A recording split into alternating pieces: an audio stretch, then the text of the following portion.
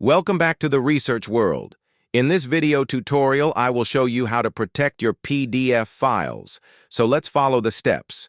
First of all, open any search engine and then search for I love PDF.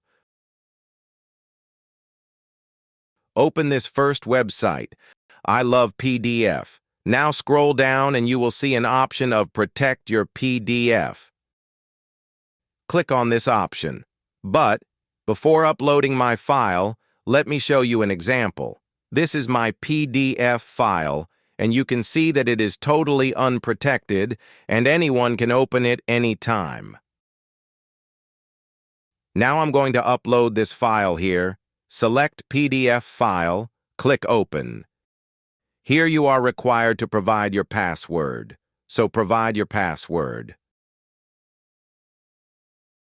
After giving your password, click on Protect PDF.